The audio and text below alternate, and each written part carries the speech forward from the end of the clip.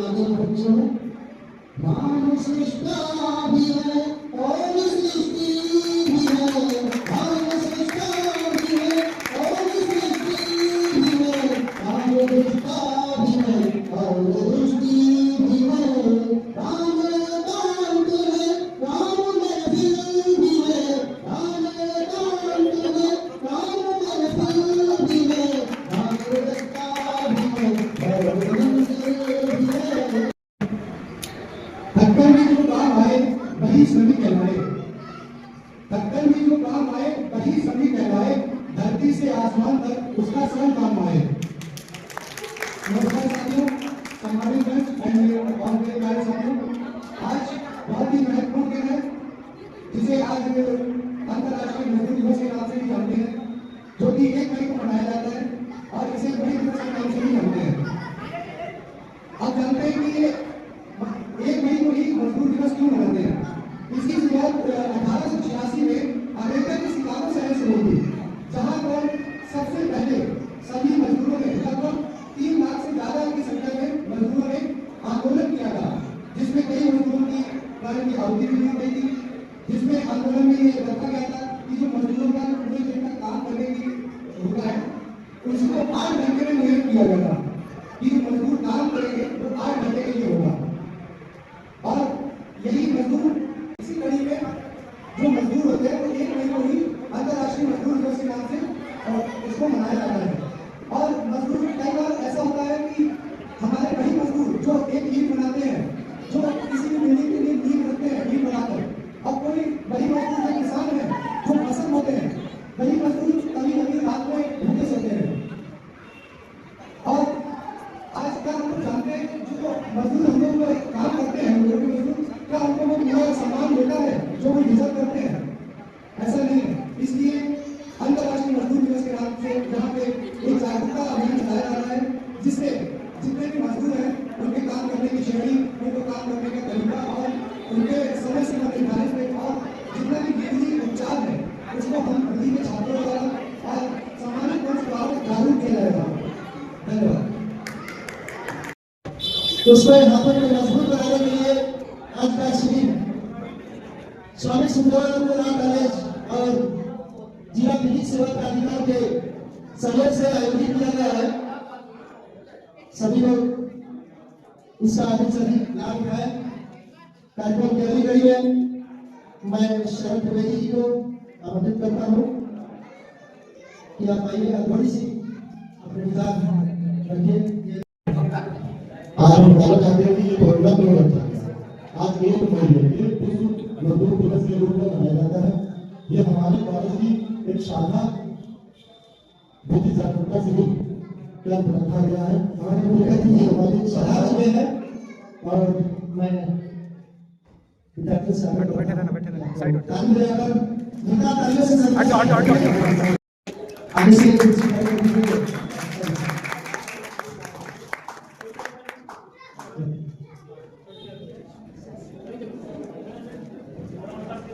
सामने हटो ना, सामने से जान तो कैमरा लगा है फिर आप सबका स्वागत करिए।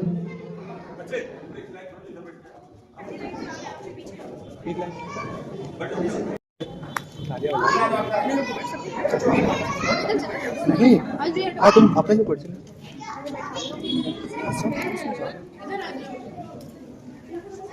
हाँ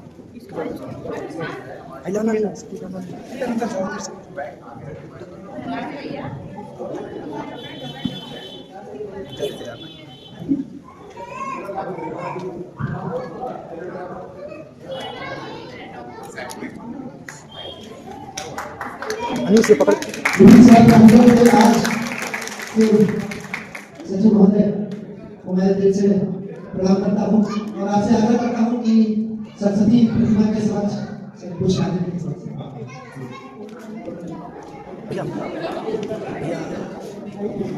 भैया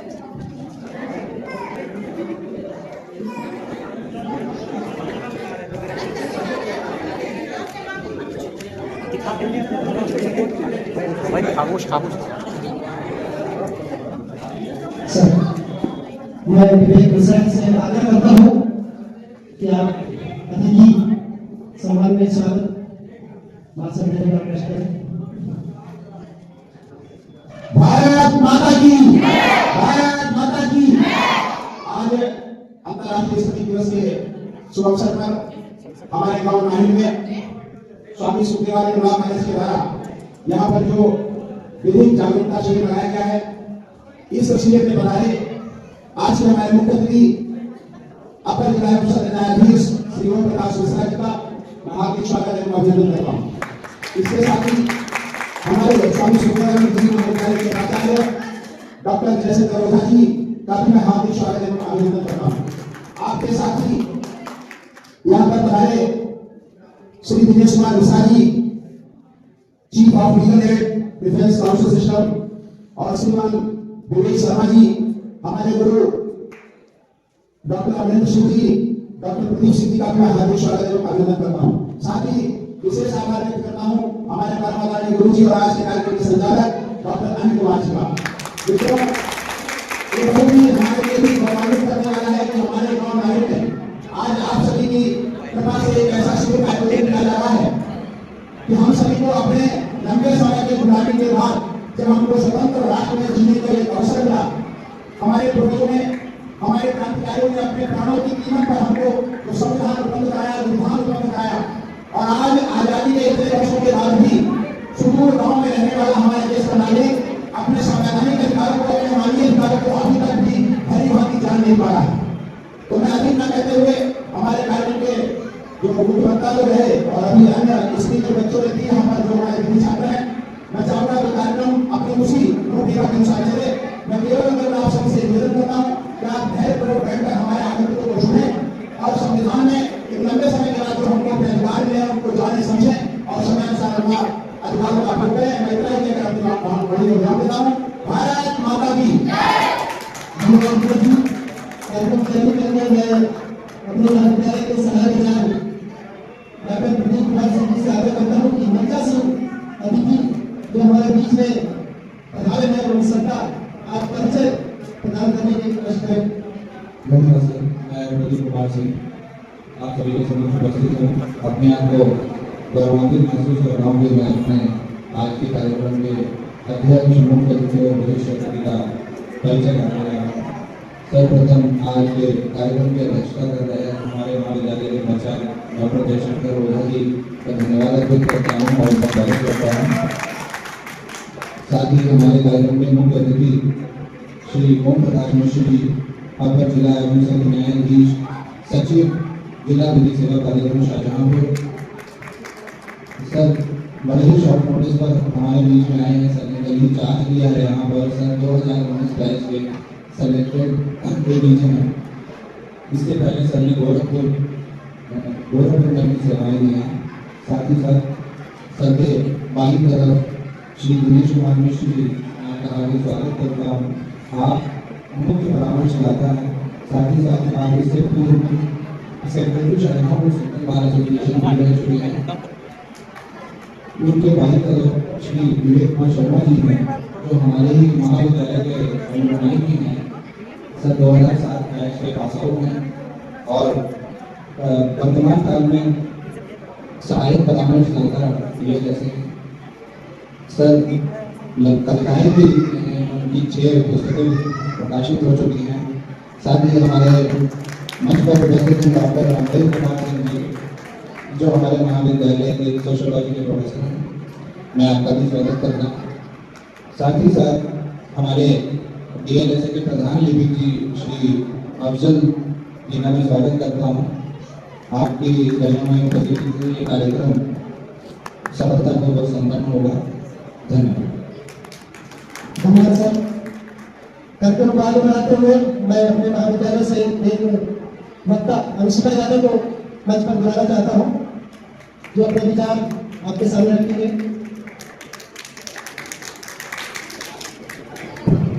नमस्कार।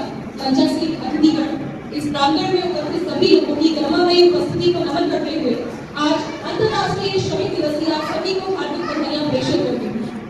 जिंदगी को वो करेंगे जो शिलाएं तोड़ते हैं।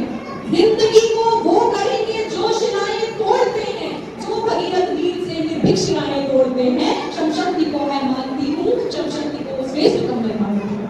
आज हमारे समाज में जब हम देखते हैं कि विभिन्न लोग अपने अपने कार्यों का कार्यान्वयन करते हैं, लेकिन जब समाज में एक श्रमिक अपनी सामाजिक स्थिति से दूर हट जाता है, जब आर्थिक समस्याओं का उसको सामना करना पड़ता है, जब उसके घर में भोजन नहीं बन पाता, जब उसकी बेटी को शिक्षा नहीं मिल पाती, तब आज हम इस कार्यक्रम के माध्यम से जागरूकता का कार्यक्रम करना चाहते हैं। आज हम ये देखते हैं कि हमारे समाज में अधिकारों का अभाव नहीं है, आज हमारे देश में कानूनों का अभाव नहीं है, आज हमारे देश में अभाव है, तो हम और आप भी जागरूकता का, और उसी जागरूकता के लक्ष्य को निर्धारित करने का प्रयत्न आज मैं इस मंच से करना चाहती हूँ।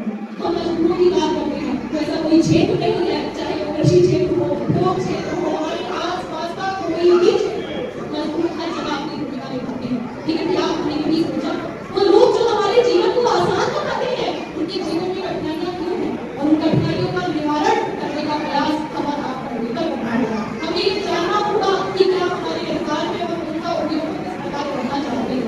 आज आधुनिकता के इस युग में मजदूरों को अपने लिए आने वाले जो भविष्य के रास्ते हैं, उनकी ओर अक्सर होकर ये जानना होगा कि उनके लिए क्या करना है। मैं चार पंक्तियां पेश कर रही हूँ कि कब तक हमको ये प्रयास करना होगा।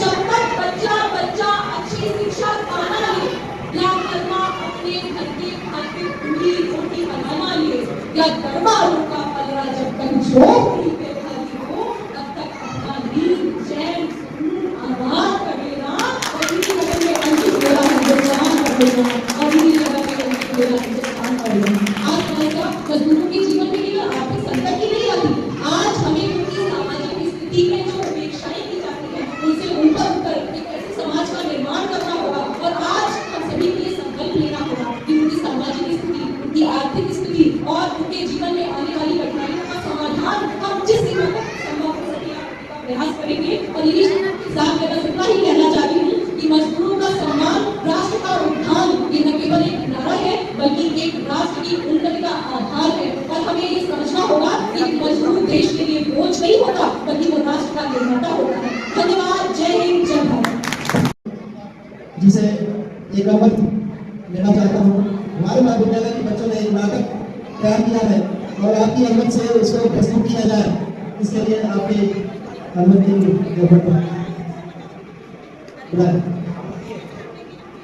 नाटक है थोड़ा सा। आइए, नाटक का जो शीर्षक है वो न्याय सबके लिए, जो नालसा का उद्देश्य है, उसी के नाम पर बच्चों ने नाटक तैयार किया है। नाटक में 4 सीन है। फैक्ट्री के जो कामगार हैं उनके कठिनाइयों का वर्णन है। तुम्हारे बच्चे उनकी कठिनाइयों को सामने आपके रखने का प्रयास करेंगे। अगर आपको अच्छा लगे तो तालियों से स्वागत कीजिएगा, और कुछ संदेश मिले तो अपने लिए या अपने आसपास जो भी मजदूर है, कामगार है, उनको सिखाने के लिए, उनको रास्ता दिखाने के लिए आप उसका प्रयोग कीजिए। नाटक का पहला सीन स्टार्ट होने जा रहा है। 1 2 3। भारत सरकार ने हम सभी श्रमिकों को कई लाभ और अधिकार दिए हैं, जिन्हें श्रमिक कानून के रूप में उल्लेखित किया गया है। मजदूरों या वर्कर्स के लिए क्या क्या अधिकार, लाभ और जिम्मेदारियां दी गई हैं, हम इस नाटक के माध्यम से 4 खंडों में 4 सीन में प्रस्तुत करने जा रहे हैं। पहला सीन, सभी मजदूर कार्य करते हुए। पहले सीन में क्या आप सभी जानते हैं कि वेतन संहिता 2019 के अंतर्गत वेतन का महीना समाप्त होने के 15 दिन के अंदर किसी वर्कर को उसकी तनख्वाह मिल जानी। महिलाओं और पुरुषों को बराबर कार्य के लिए बराबर वेतन, यानी समान कार्य के लिए समान वेतन, यही तो संविधान कहता है। तभी आनंद फैक्ट्री ऑफिसर के पास जाते हुए, आनंद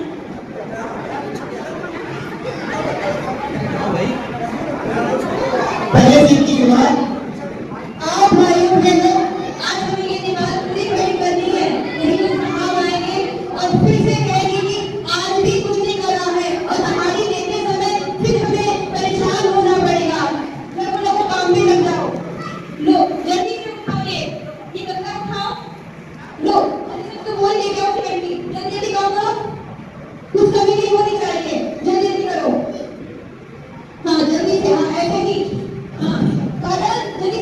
भी लेके आओ, जल्दी से काम करो। अरे लेकर साहिबा काम ही करवाती रहोगी या जब तक मुझे बुलाओगी? हाँ हाँ, क्यों नहीं, ऐसा करो तुम खुद ही समाज से बात कर लो, ठीक है? ठीक है मैडम, आज हम बात कर लेंगे। आज हम अपना वेतन लेके मानेंगे। क्यों? हम वेतन लेके मानेंगे। चलो आज हम चलते हैं।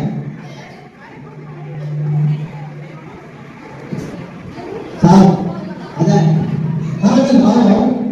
साहब माफ करिए, महीना खत्म हुए 15 दिन हो गए, लेकिन अभी तक मजदूर को वेतन नहीं मिला है। साहब घर में बच्ची भूखी है साहब, पिछले महीने में परिवार की बहन की शादी है साहब, लेकिन पैसा नहीं मिला साहब। उसको मदद कर दीजिए जिससे हमारी पूरी मदद हो जाए। अरे अगर ऐसी बात कर रहे हो, वेतन तो मैं दे देता, लेकिन तुम जानते हो इस वक्त बहुत काम है। जाओ जाकर काम करो और बार-बार मेरे ऑफिस में आओ। जी नहीं साहब, जाता हूँ। क्या हुआ आनंद, बहुत परेशान लग रहे हो तुम? हुआ क्या, कुछ बात हुई क्या? अरे क्या बताऊं, फिर वही ड्रामा, पैसा नहीं है, वेतन नहीं है, अब क्या करें, यहाँ तो गुजारा ही नहीं होता है। अरे भैया, लो कर लो बात, कम से कम तुम्हें पूरा पैसा तो मिलता है। मुझे तो तुम्हारी तनख्वाह का आधा हिस्सा मिलता है, उसी में मुझे बसर करना पड़ता है। यार क्या ही कर सकते हैं, हाँ भाई क्या ही कर सकते हैं, करना तो है। चलो काम पे लगो।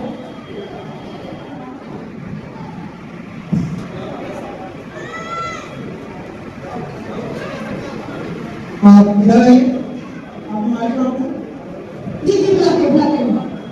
मालिक मालिक मालिक ये भाई साहब आए हैं। अरे आइए सर, आइए। नहीं, बैठना नहीं है। सर चाय पीनी सर? नहीं, आप अपना रिकॉर्ड करें। सर, मैं आपसे बात कर रहा हूँ, आपको बैठना चाहिए।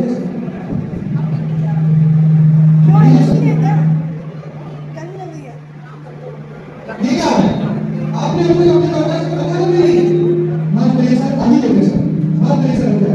और वो भी एक काम के लिए आना करना, ऐसा क्यों? माफ करिए सर, गलती हो गई सर, आगे मैं सभी की तनख्वाह दे देता हूँ। आगे से ऐसा ना हो, ध्यान रखिए। जी सर।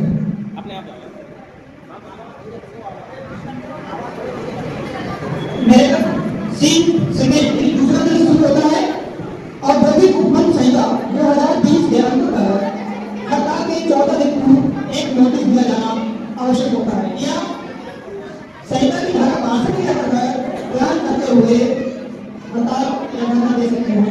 धन्यवाद।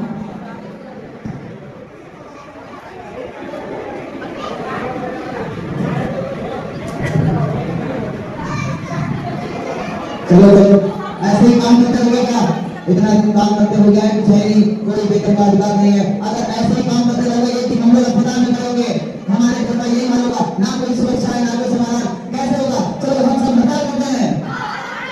चलो आओ बाइक पे चलते हैं। रुको रुको रुको, अरे रुको भाई, कहाँ जा रहे हो? रुको, नहीं हड़ताल ऐसे नहीं होती है। हम जो भी काम करेंगे कानून के दायरे में रहकर करेंगे। माना कि हमारी स्थिति बहुत बुरी है और हम परेशानियों से जूझ रहे हैं, लेकिन इन्हें हड़ताल करना इसका समाधान थोड़ी ना है। हाँ हम हड़ताल जरूर करेंगे, लेकिन कानून के दायरे में रहेंगे। मैं तुम्हारी लीडर हूँ और हम सब एक परिवार हैं। ठीक है, जैसा आप बताएं हम वैसा ही करते हैं। चलो लेकिन हम मालिक के पास चलते हैं।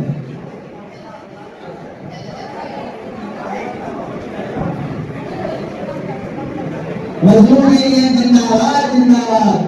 हम अपना वेतन नहीं सहेंगे नहीं सहेंगे। चलो आज हम हड़ताल करते हैं। समय पर वेतन हमारा समान, समान काम कहता है हमारा संविधान। चलो चलते हैं। साथियों थोड़ा सब्र करो, हड़ताल जरूर करेंगे, लेकिन कानून के दायरे में रह के करेंगे, ऐसे नहीं करेंगे। हड़ताल जरूर करेंगे। ठीक है, चलिए बात करते हैं।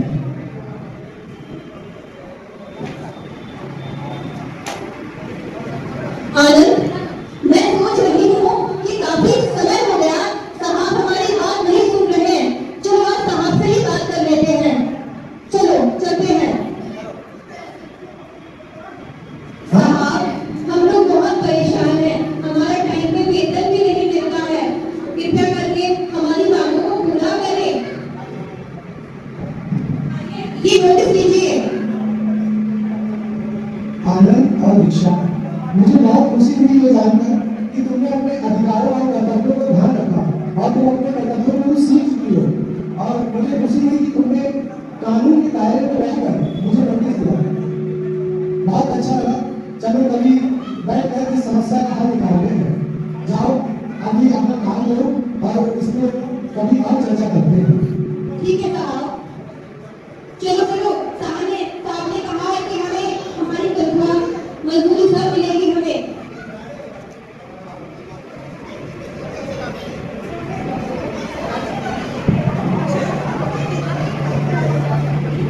नाटक को आगे बढ़ाते हुए चौथा तीसरा सीट सभी मजदूरों खुशी से अपना कार्य करते हुए, क्या आप सभी जानते हैं कि व्यवसायिक सुरक्षा स्वास्थ्य और कार्य संहिता 2020 के अंतर्गत सभी प्रतिष्ठानों को स्वास्थ्य सेवा उपलब्ध कराना जरूरी है और महिलाओं के लिए खास सुरक्षा उपलब्ध कराना भी। धन्यवाद। इतने दिन से बीमार हूँ, रात दिन काम करती रहती हूँ। आज तो सर में भी बहुत दर्द हो रहा है, दवाई के लिए पैसे भी नहीं है। क्या साहब हमें यहाँ चिकित्सा सुविधा उपलब्ध नहीं करा सकते? चलो आज साहब से ही बात करते हैं। हाँ साहब कहो, क्या कहना है? साहब, हम लोग मजदूर दिन रात आपका ही काम करते रहते हैं। धूप में सूरज निकलने से पहले हम आपके पास आ जाते हैं और हम देखा होने का काम करते हैं। साहब तो आपकी समस्या क्या है? साहब, समस्या ये है कि हम लोग बहुत परेशान हैं। मेरा स्वास्थ्य ठीक नहीं है और मेरे भाइयों का भी स्वास्थ्य ठीक नहीं है। क्या हमें यहाँ चिकित्सा सुविधा नहीं मिलेगी? दीक्षा, तुम जानती हो ये सुविधाएं बहुत महंगी हैं। कौन उपलब्ध कराएगा? इसके पैसे कौन देगा? तुम जानती हो ये सुविधाएं अगर सस्ती होती तो मैं उपलब्ध करा देता, लेकिन ये बहुत महंगी है। तो जाओ जाकर अपना काम करो और रोज मेरे ऑफिस में मत आओ। कहीं हड़ताल, कहीं रुपए, कहीं सैलरी देखो, रोज मेरे ऑफिस से जाते हो। अरे मैनेजर, आप कैसी बातें कर रहे हैं? अरे डॉक्टर साहब बैठिए। अरे बोलो। अरे मैनेजर, आप कैसी बात कर रहे हैं? सभी सुविधाओं की जिम्मेदारी है कि चिकित्सा जांच अपने वर्कर्स को उपलब्ध कराए और सुरक्षा भी दे। बात तो सही है डॉक्टर साहब, लेकिन आप भी जानते हैं कि इतनी महंगाई है, ये सुविधाएं सारी बहुत महंगी हैं। अरे तो क्या हुआ, महंगा हो या सस्ता, यही लेकिन कानून है, इस पे आप विचार करें। डॉक्टर साहब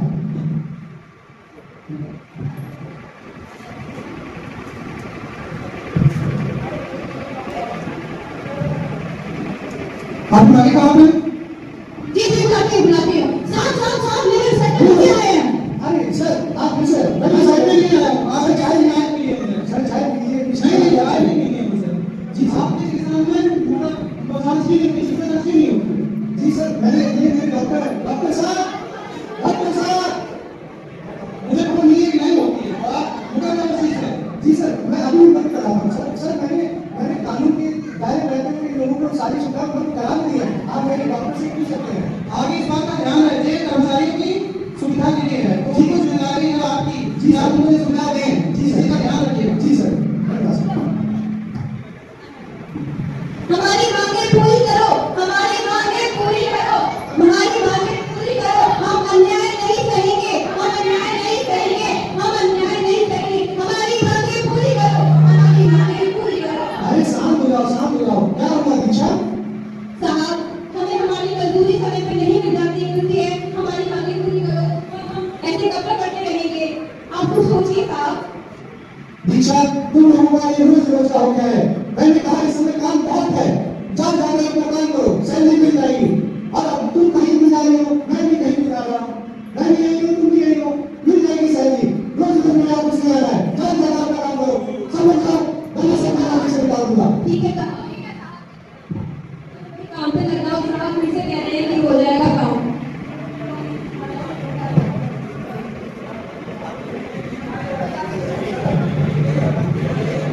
जी सर आपको मैंने इतना समझाया कि आप माने नहीं। जी सर आप नहीं मानते कि उनके कारण है, क्या कानून है और आप इसका ध्यान नहीं दे रहे हो। सॉरी सर, मैं समझा नहीं सर। सभी कल्याण के तहत उनके जो अधिकार है और इसका मतलब फायदा उठा सकते हैं।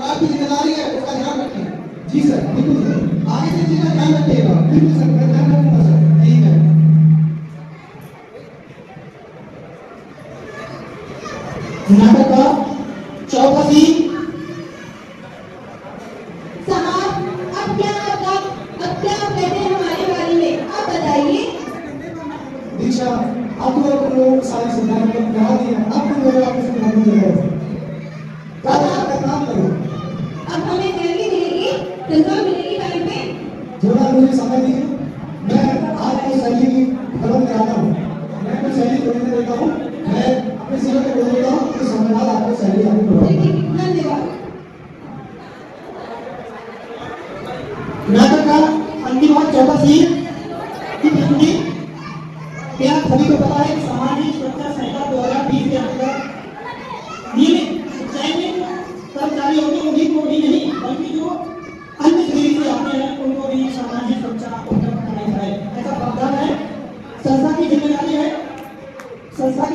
है कि वे एक कल्याण निधि के अंतर्गत अपना निवेश करें जिसमें इन श्रमिकों के अंतर सुरक्षित और सुरक्षा मिले। धन्यवाद।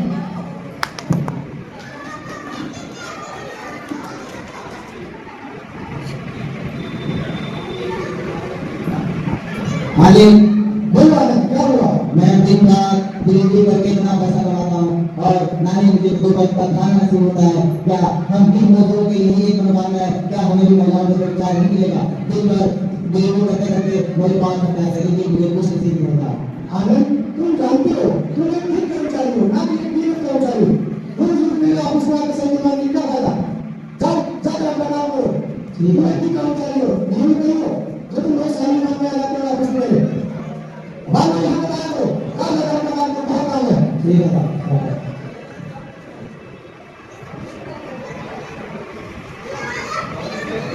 कैसे क्या चल रहा है? सर आप फिर से सर मैंने इतनी बार बताया लेकिन आप समझ नहीं रहे हैं। जी सर, आप मेरे क्या करते हैं सर? आपने न्यूनतम कर्मचारी का जो कानून है मैं इतनी बार बता रही हूँ लेकिन आपको समझ में नहीं आ रहा। जी सर, आपकी गलती है सर, राष्ट्र माफ करें सर। अब से मैं सारे कानून का अगर आपकी बात में आपने ध्यान नहीं दिया तो आपको मैं सजा मिलेगी। जी सर, माफी चाहते हैं सर, हो जाएगा सर, मैं सैलरी दे दूंगा सर। ठीक है।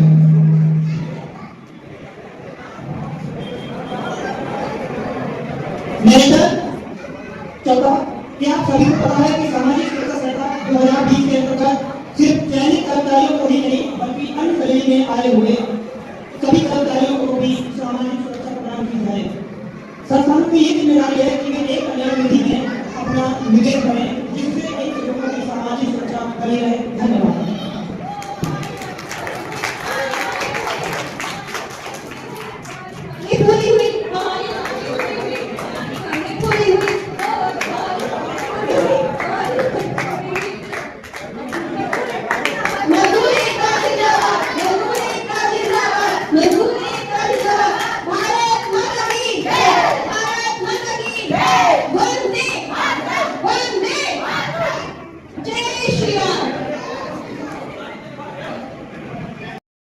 आपके सामने प्रस्तुत किया गया और आप लोगों को पसंद आया होगा ऐसी मेरी उम्मीद है। मंच के आगे संचालन के लिए मैं अफजल जी को आमंत्रित करता हूँ कि वो आए और अपना स्थान ग्रहण करें।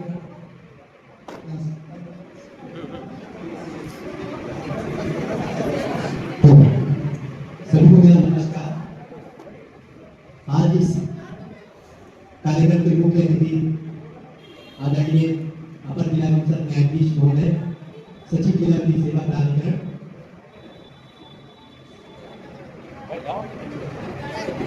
इसी करके इस कार्यक्रम की अध्यक्षता कर रहे स्वामी सुखदेवानंद लॉ कॉलेज के प्रिंसिपल साहब, टीचर्स, उनका स्टाफ, हमारे लीगल एंड डिफेंस काउंसिल के चीफ साहब, असिस्टेंट साहब और सभी हमारे जो फिर दिख पा रहे हैं हमारे बड़े बुजुर्ग, हमारी बहनें, मैं सभी के इस कार्यक्रम में स्वागत करता हूँ, अभिनंदन करता हूँ। जिला की सेवा प्राधिकरण के अंतर्गत विभिन्न विषयों पर विभिन्न स्थानों पर विभिन्न साक्षरता शिविर आयोजित किए जाते रहते हैं। उद्देश्य सिर्फ ये रहता है कि कानून की जो छोटी छोटी बातें हैं वो आप लोग तक पहुंचे। इन उद्देश्यों से ये विभिन्न साक्षरता शिविर आयोजित किए जाते हैं। मैं चाहूंगा अपने इस कार्यक्रम की अध्यक्षता कर रहे हमारे प्रिंसिपल साहब से मैं अनुरोध करूंगा कि वो हमारे मुख्य अतिथि अपर जिला एवं सत्र न्यायाधीश महोदय को बुके देकर के उनका स्वागत करेंगे। बिल्कुल उसके बाद में कार्यक्रम मैं कोशिश करूंगा कि बहुत जल्द ही कार्यक्रम को वाइंड अप कर दूंगा। पूरी देर बस प्रिंसिपल साहब बुके देकर के सम्मानित कर रहे हैं। जोरदार तालियों से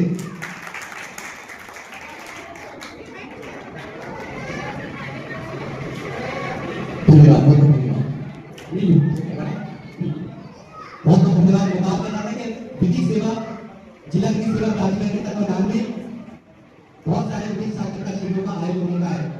आज मजदूर दिवस है। सबसे पहले मैं आप लोगों को आज के दिन यानी कि मजदूर दिवस की बहुत बहुत ढेरों शुभकामनाएं अर्पित करता हूँ। आपका टाइम ज्यादा ना लेते हुए संबंधित विषय पर सूक्ष्म चर्चा के लिए मैं हमारे विशेष असिस्टेंट श्री दिनेश शर्मा जी मैं उनसे अनुरोध करूंगा कि आज का जो दिवस है मजदूरों के क्या राइट्स हैं, उनके क्या अधिकार, इस पर सूक्ष्म चर्चा करेंगे। जोरदार तालियों से श्री दिनेश शर्मा जी को आमंत्रित कर रहा हूं आए और अपने शब्दों से हम सभी को लाभान्वित करें। जोरदार तालियों से मिलकर स्वागत अभिनंदन। धन्यवाद। इस कार्यक्रम के मुख्य अतिथि आदरणीय अपर जिला एवं सत्र न्यायाधीश एवं जिला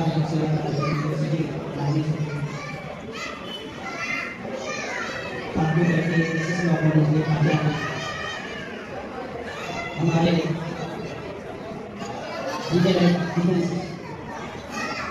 काउंसिल सिस्टम के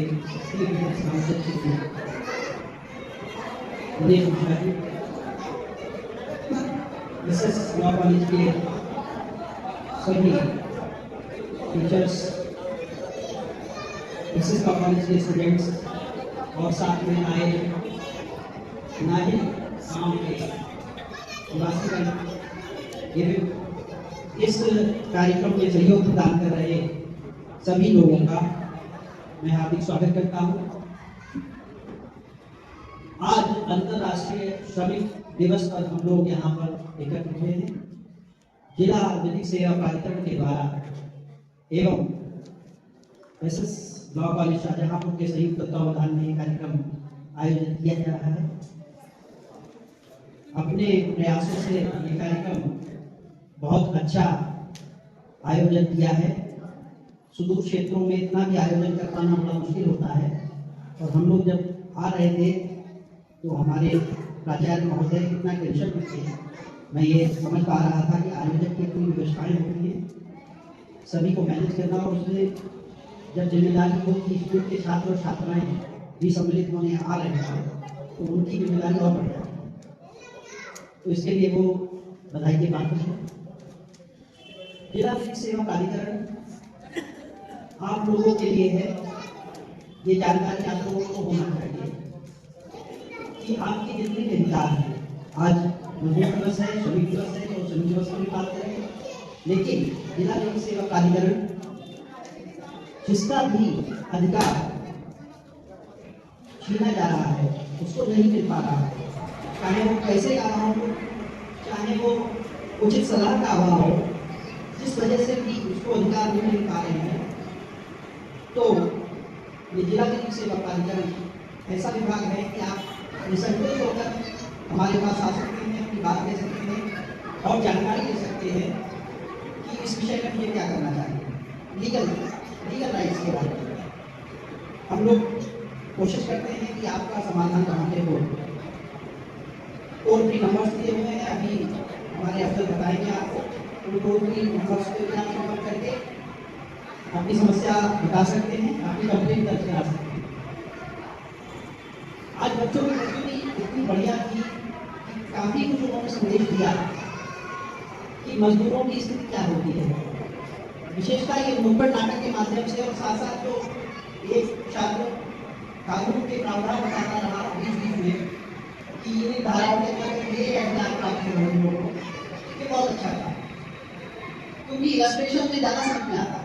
जो सामने हो रहा होता है, जो घटनाएं सामने घटित हो रही होती हैं, उससे समझने में ज़्यादा आसानी रहती है बशर्ते कोई केवल बता रहा हो। तो सामने चल भी रहा था और बता भी रहे थे, बहुत अच्छा था। श्रमिक दिवस पर बधाई श्रमिकों को दी जाती है। हम लोग यहाँ इसलिए एकत्रित हुए हैं कि हम लोग संवेदनशील बने उनके लिए।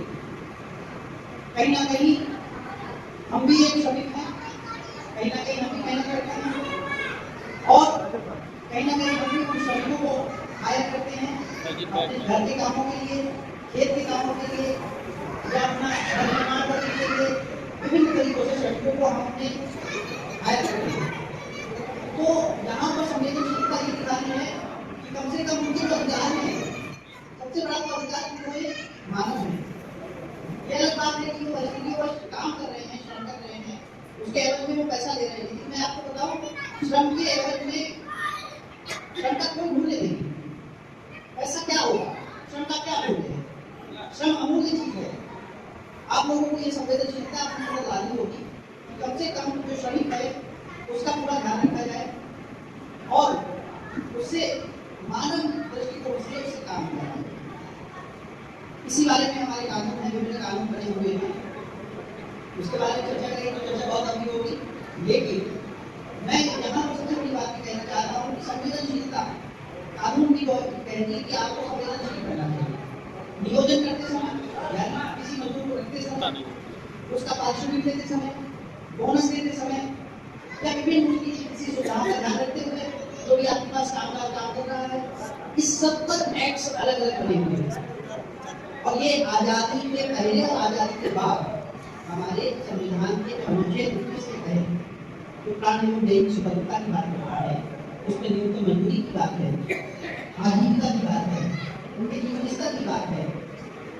तो आर्टिकल 21 हमारा इतना व्यापक है, न्यायिक नीतियों के माध्यम से, निर्वचनों के माध्यम से, विभिन्न तरीकों से बताया गया है कि कैसे संरक्षित किया जाए, सुरक्षित किया जाए हमारे जो श्रमिक हैं, हमारे जो साथी हैं।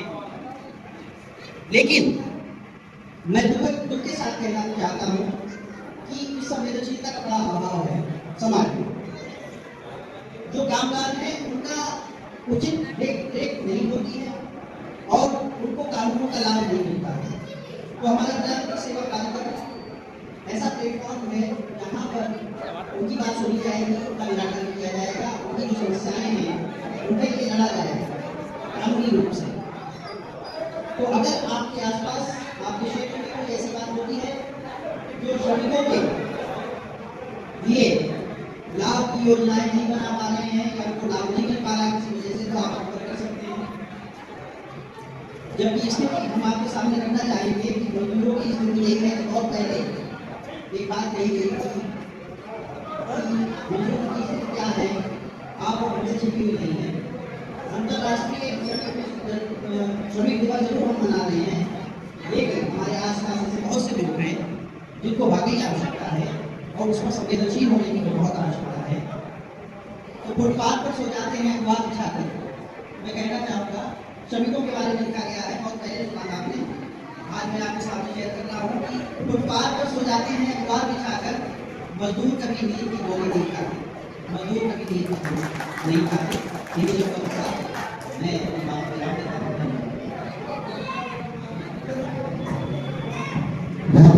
बहुत बहुत धन्यवाद। बहुत अच्छी बात कही अपने संबोधन में कि हमें संवेदनशील करना होगा। बात कर रही है मजदूरों की।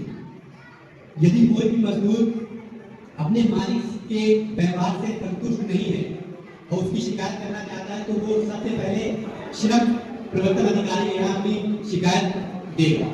यदि श्रम विभाग की ओर से उसको मदद नहीं मिलती है तो वो जिला की सेवा प्राधिकरण में भी अपना प्रार्थना पत्र, शिकायती प्रार्थना पत्र दे सकता है।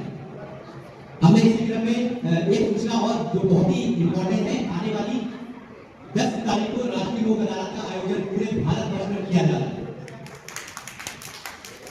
इस लोक अदालत में जो छोटे मोटे हल्के फुल्के वाद होते हैं, अधिकांश फैमिली मैटर्स है, दुर्घटनावाद है, लोक संबंधी वाद है, ऐसे बातों का निस्तारण सुलह समझौते के आधार पर राष्ट्रीय लोक अदालत 10 मई में किया जाएगा। यदि इस प्रकार के वाद आप लोगों में से किसी के हों तो वो अपने वादों को राष्ट्रीय लोक अदालत में लगवा करके निस्तारा करवा सकते हैं। अभी इससे राष्ट्रीय लोक अदालत से संबंधित पैम्फलेट्स आपको वितरित किए जाएंगे। कार्यक्रम में आप आगे बढ़ाते हुए मैं चाहूंगा हमारे लीगल डिफेंस काउंसिल के चीफ श्री दिनेश मिश्रा जी अपने वक्तव्यों को जरूर रखें और उनके वक्तव्यों को ध्यानपूर्वक सुनेंगे। थोड़ा जानकारी से विषय का स्वागत करेंगे।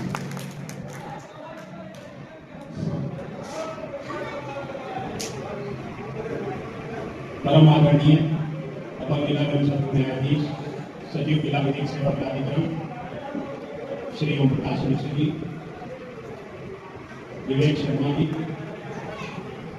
SS लॉ कॉलेज के आदरणीय प्राचार्य महोदय, सभी सम्मानित प्रवक्तागण, लॉ कॉलेज के सभी छात्र छात्राओं और इस न्यायिक गांव के सभी सम्मानित, जैसा कि हम सभी आज मजदूर दिवस के अवसर पर इस शिविर में यहाँ पर एकत्र हुए हैं और हमारे साथी विवेक भाई ने बताया कि संगरूर किसी भी जगह शिविर करने में काफी कठिनाइयाँ होती हैं उसको वास्तविक रूप में करने में। तो आज पहली बार हमें भी ऐसा अवसर हुआ और प्राचार्य महोदय ने गाड़ी में बैठे बैठे ही पूरे शिविर को लगातार वहाँ से अपने कमांड से मैनेज किया और हालांकि जो मुख्य मैनेज करता होता है उसका थोड़ा तनाव तो होता ही है क्योंकि पूरा उसके कमांड में ही थोड़ा होता है, लेकिन फिर भी उन्हें अपने कुशल निर्देशन में इस कार्य को समय से पूरा कर लिया था। शिविर में समय से शुरू हुआ। उनकी कुशलता में मैंने पहली बार जब लॉ कॉलेज में गया तो एक उनके ऑफिस में बैठा हुआ था। ये शिविर शहर की बात है लेकिन एक शिविर की बात है। तो करीब 100-200 लड़के ज्ञापन लेने आए और उनमें एक भी लॉ कॉलेज का स्टूडेंट नहीं था और वो 20 दफ्तरों में ज्ञापन की बात चल रहा है और अंदर बड़ा तनाव ऑफिस में था। टीचर कह रहे थे सर आप जाके ज्ञापन ले लीजिए। उनका मैं ऐसे हैरानी ज्ञापन नहीं दूंगा, यदि इसमें एक भी हमारे लॉ कॉलेज का स्टूडेंट है तो उसकी बात मैं सुनूंगा और उस पर जो भी कर पाऊंगा वो करूंगा। लेकिन कहीं का भी कोई सर उठा के चला है ज्ञापन दे 2 महीने होने लगा, ये अनुशासनहीनता। मुझे उनकी ये बात व्यक्तिगत रूप से अच्छी लगी थी। मैंने उस समय भी कहा कि सर अनुशासन रखने के लिए इतनी शक्ति आवश्यक है। और आपसे पहले SS कॉलेज में डॉक्टर सूर्य सिविल जी को प्राचार्य हुए जब हम वहाँ पढ़ते थे और उनकी भी अनुशासन क्षमता बहुत अद्भुत थी, बहुत ही बढ़िया उनका पूरा प्रभाव था कॉलेज के अंदर। और वही दर्शन मैंने डॉक्टर मिश्रा जी के भी किए और आपकी जो है जब तक आप प्राचार्य हैं तो आप ये भी कर रहे हैं, इसके लिए आप बधाई की बात करें। हम यहाँ पर मजदूर दिवस पर एकत्रित हुए हैं। इस कैंप में सम्मानित न्यायाधीश हैं, हम लोग एडीसीस की तरफ से हैं, प्रवक्तागण हैं, छात्र छात्राएं हैं और नाहिक के सभी सम्मानित जन। मुझे नहीं लगता यहाँ पर कोई मजबूर है जिस पर हम शिविर कर रहे हैं। अब हमें करना क्या है, हमारी बात मजदूरों तक कैसे पहुंचे। जो भी यहाँ पर चर्चाएं हुई, जो बच्चों ने अपना भाषण दिया तैयार करके एक नाटक के माध्यम से समस्या को रखा, या हमारे साथी विवेक शर्मा जी ने अपनी बात को रखा। और मूल बात हम जानते हैं कि मजदूरों की समस्या के लिए जिले में एक लेबर ऑफिस की व्यवस्था है, उसमें लेबर अफसर है, समय की नियुक्ति है और वहाँ पर कंप्लेंट करने से समस्या का समाधान होता है। तो यहाँ पर जितने भी लोग बैठे हैं, अगर उनके संपर्क में कोई ऐसा पीड़ित मजदूर व्यक्ति आए तो वो उसको यहाँ पर सुनी हुई बातों से उसका मार्गदर्शन कर सकते हैं कि वो अपनी कंप्लेंट को श्रमायुक्त के ऑफिस में करके और अपनी समस्या का समाधान करें। और अगर वो इतना ना कर पाए तो उसको हमारे जिला विधिक सेवा प्राधिकरण में जो किसी को भी कानूनी सहायता देने के लिए ही बनाया गया है और उसमें अब तो माननीय अपर जिला जज बैंक के सम्मानित न्यायाधीश की नियुक्ति है, उनके कमांड में वो पूरा विभाग चलता है। किसी को भी विधिक सहायता देने के लिए उसको जिला कचहरी के अंदर वो ऑफिस बना हुआ है, वहां पर भेजें और ताकि उसकी जो भी उचित मदद हो, जो मंशा है संवैधानिक रूप से कि आम नागरिक को कानूनी सहायता प्राप्त हो, वो तभी पूरी होगी। आप सभी पढ़े लिखे लोग हैं, जो बच्चे यहाँ पर बैठे हैं वो कानून के छात्र हैं, वो तो कानून पढ़ ही रहे हैं। हम लोगों ने जिस समय LLB किया था, हमसे ज्यादा योगदान वो पढ़ रहे हैं। कई एक ऐसे जो हमने नहीं पढ़े थे लेकिन वर्तमान में उनको पढ़ाए जा रहे हैं। बच्चों से मेरा यह अनुरोध है कि वो अपनी पढ़ाई को मेहनत से करें, जुडिशरी के क्षेत्र में अपना परिश्रम करें, सेलेक्ट हो तो न्यायिक अधिकारी बने। सेना में भी जजेस की व्यवस्था होती है, फर्स्ट डिवीजन वाले को डायरेक्ट इंटरव्यू देने की व्यवस्था है। अन्य भी विभागों में है, वो सब बच्चे बहुत जानकार हैं, आजकल गूगल से सभी को उपलब्ध है। लेकिन जरूरत है केवल गूगल से नहीं, जरूरत है उसको अपने आचरण में अपनी मेहनत से लाने के लिए, वो तभी वो बच्चे सिलेक्ट होंगे। फिलहाल बहुत अच्छा प्रदर्शन लोगों का रहा है यहाँ, और उन्होंने बड़ी मेहनत से स्पीचेस में बोला है, जितने बच्चों ने यहाँ पर बोला है, अगर वो मान लीजिए न्यायिक अधिकारी नहीं भी बन पाए, कोर्ट इंस्पेक्टर नहीं भी बन पाए, या अन्य जगह किसी न्यायिक यहाँ कानूनी अधिकारी के रूप में काम करना होता है नहीं बन पाए, तो वह अधिवक्ता तो अच्छे बनेंगे, क्योंकि बोलने की उनमें क्षमता है। जो भी 2-4 बच्चे यहाँ पर बोले अपनी स्पीच में, उन्होंने बहुत अच्छे तरीके से अपनी बात रखी, और अभी तो बच्चे हैं पूरी तरह से परिपक्व नहीं है, जो परिपक्वता बढ़ेगी तो उनकी क्षमता और बढ़ेगी। लेकिन सभी बच्चों से मैं कहूँगा, आपके बच्चे कोई भी मजदूर या श्रमिक जिसके लिए हम शिविर कर रहे हैं, वो अगर आपके संपर्क में आता है, गली में, ढोले में, रास्ते में या किसी रिश्तेदारी में, आप उसका मार्गदर्शन करें कि उसको लेकर में जाना है या हमारे जिला विधिक सेवा प्राधिकरण से सहायता प्राप्त करना है, जो भी, तभी इस शिविर का लक्ष्य पूरा होगा। क्योंकि यहाँ पर हमें व्यवहार में तो हमें शिविर श्रमिकों के पीछे करना चाहिए, लेकिन हर चीज की अपनी व्यवस्थाएं होती हैं। श्रमिक लोग काम कर रहे हैं, चाहे उत्पाद में कर रहे हैं, चाहे वो रिलायंस में कर रहे हैं, अब वहां पर शिविर करने के लिए बहुत पहले से उपयोग करना पड़ता है, और शिविर क्योंकि एक ही स्टेट में होता है, उसकी अपनी बाध्यताएं होती हैं, जो लोग आयोजन करते हैं वो उनको एक का होता है। इस सभी के साथ केवल एक ही बात है, जितने लोगों ने यहाँ पर इस शिविर में भाग लिया, अगर उनसे कोई भी श्रमिक अपनी कोई समस्या को कहता है तो वो उसका उचित मार्गदर्शन यहाँ पर सभी विभागों के माध्यम से करेंगे, तभी इस शिविर की सार्थकता पूरी होगी। इसी के साथ मैं अपनी वाणी को विराम देता हूँ। धन्यवाद। जिला विधिक सेवा प्राधिकरण जो एक महत्वपूर्ण कार्य करता है वो है निःशुल्क विधिक सहायता। ऐसा कोई भी व्यक्ति यदि किसी भी मुकदमे में संलिप्त है और उसके पास वकील की फीस देने में वो सक्षम नहीं है, गरीब तबके का व्यक्ति है, ऐसे गरीब असहाय व्यक्तियों को निःशुल्क विधिक सहायता जिला विधिक सेवा प्राधिकरण के माध्यम से दी जाती है। ऐसे व्यक्ति जिला विधिक में डायरेक्ट आकर के संपर्क कर हमसे निःशुल्क अधिवक्ता पा सकते हैं। एक और महत्वपूर्ण योजना जो विधिक सेवा प्राधिकरण के द्वारा दी जाती है वो है क्षतिपूर्ति, पीड़ित क्षतिपूर्ति योजना। इस योजना के अंतर्गत यदि कोई भी किसी भी लड़की या महिला के साथ में कोई छेड़छाड़ हुई हो या कोई घिनौना का बलात्कार जैसा घिनौना अपराध घटित हुआ हो या किसी ने किसी के ऊपर एसिड फेंक दिया हो, ऐसे पीड़िताओं या पीड़ित को जिला विधिक सेवा प्राधिकरण की ओर से क्षतिपूर्ति राशि मुहैया कराई जाती है। ऐसी घटनाएं यदि आपके इर्द गिर्द होती हो तो आप उसकी सूचना संबंधित थाना के माध्यम से, संबंधित तहसील के माध्यम से या डायरेक्ट जिला विधिक सेवा प्राधिकरण को सूचित कर सकते हैं, ताकि जो पात्र व्यक्ति है उसको लाभ पहुंचा सके। आप लोग जानते हैं कि हमारे बीच में न्यायाधीश महोदय उपस्थित हैं। एक न्यायाधीश का काम होता है कि दो पक्षों को सुनना और सुन करके अपना फैसला सुनाना। सभी मुकाबले एक न्यायाधीश का यही काम होता है कि दो पक्षों को सुनना, सुन करके अपना फैसला सुनाना। लेकिन आज न्यायाधीश महोदय जनपद न्यायालय कहकर आपके बीच उपस्थित हुए हैं, उनकी बड़ा ही संगीत विषय है। इस विषय में चर्चा करने के लिए मैं न्यायाधीश महोदय से विनम्र निवेदन करूंगा कि वो आज के मौके पे अपने 2 शब्द आशीर्वचन के रूप में जरूर करें। जोरदार तालियों से सबका अभिनंदन स्वागत।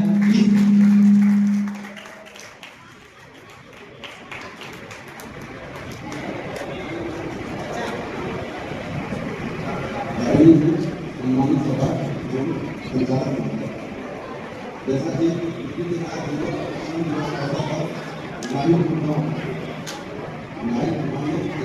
कॉलेज के प्रचार महोदय थे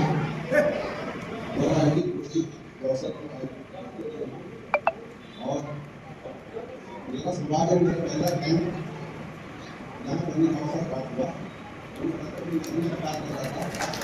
सेवा कार्यक्रम मिला और समझे इसके लिए विशेष धन्यवाद सुबह है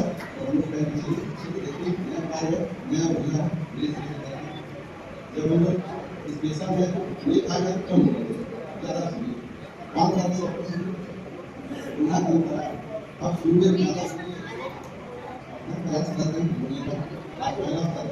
और यहाँ मजदूरों का सवाल है इस समय में आपने विदित है कि जब राजतंत्र से और जनतंत्र यानी लोकतंत्र की तरफ हमारी शक्तियों आ रही थी उस समय एक मजदूर वर्ग के ना जो कसम नहीं आ सकता जिनका इसी समय जो आगे आप मजदूरों का उदय और पूंजी बात करना इस समय के जो भी समस्या है उनको जल्दी काम अधिक नुकसान नहीं काम करते जैसे हमें विचार लक्ष्यों प्राप्त करने के लिए अपना मौका भी रखते हैं लेकिन यहाँ पर हमारे काफी अगर देखें प्रत्यक्ष में तो महात्मा गांधी जी के अपने जीवन काल में जब आए तो इन सिद्धांत होते थे जो संगठन छात्र हुए या बारह खेड़ा आंदोलन या फिर आपका अहमदाबाद इन सभी के अधिकारों के प्रति लड़े बस ये और प्राप्त किया कहना चाहते हैं कि मजबूत वर्ग कोई व्यक्ति अधिकार बिना संघर्ष प्राप्त नहीं कर सकता लेकिन वो संघर्ष जो भी रहा विधिक नहीं रहा कानून के बिल्कुल रहा और इन दोनों के बीच में कोई समस्या उत्पन्न हुई है जिले कानून काफी समस्याओं के नाम के लिए हमारे अपराध स्तर पर हमारे पीएलपी हैं और जहाँ तक उन अच्छी मानी देखने का जो अपनी तारीफ का विशेष तौर पर भाषण था भाषण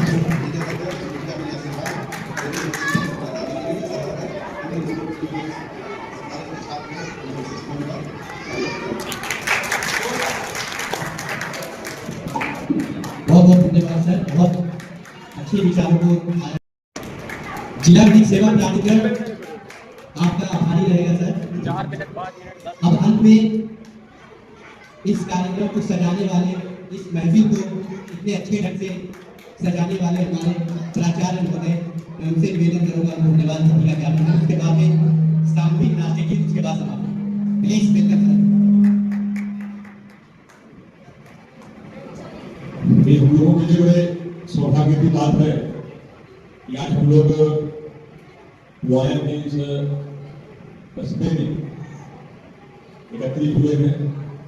आज के कार्यक्रम के मुख्य अतिथि परमादरणीय हम लोग को हमेशा मार्गदर्शन देने वाले अपर जिला न्यायाधीश राष्ट्रीय विधिक सेवा प्राधिकरण के सेक्रेटरी मिश्रा जी, प्रकाश मिश्रा जी, जो बहुत ही कम 60 नोटिस पर आपकी पहली मतलब ग्रहण किया है जनपद शाहजहांपुर में।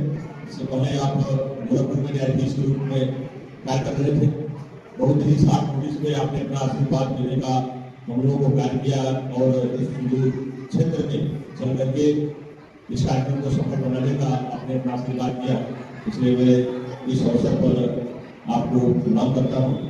आज के कार्यक्रम में हमारे और जो मुख्य सहयोगी है Shri Vivek Sharma ji, assistant legal aid defence counsel system, जिनको आपने सुना, आपका हमेशा सहयोग रहता है। महाविद्यालय के किसी भी कार्य में आप हमेशा अपना सहयोग प्रदान करते रहते हैं। Shriman Dinesh Kumar Mishra ji, chief of legal aid defence counsel system, आप हैदराबाद के पूर्व सेक्रेटरी भी रहे हैं शाहजहांपुर में। और महाविद्यालय को जब भी आपके सहयोग की अपेक्षा होती है, आप निरंतर अपना सहयोग प्रदान करते हैं। प्रत्यक्ष और अप्रत्यक्ष रूप से अनुशासन की भूमिका निभाने में आपका हमेशा सहयोग रहता है। कोर्ट में भी अगर किसी प्रकार की कोई समस्या है छात्रों की, अध्यापकों की, तो आप हमेशा अपना मार्गदर्शन और अपना सहयोग देते रहते हैं।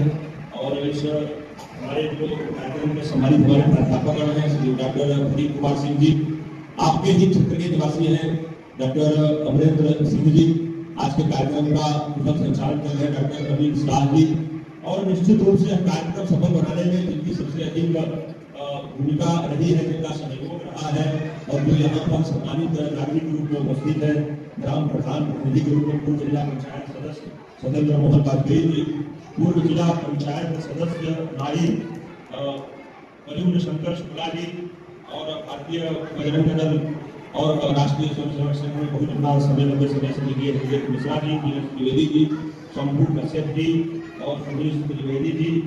निश्चित रूप से सबका सहयोग रहा इस कार्यक्रम में। शरद त्रिवेदी जी हमारे यहाँ के छात्र हैं, आपका पूर्ण रूप से सहयोग रहा। और सीओ तिवारी जी, जो भी सम्मानित इस क्षेत्र के नागरिक हैं, निश्चित रूप से इस कार्यक्रम को आपने सहयोग लेकर के सफल बनाया।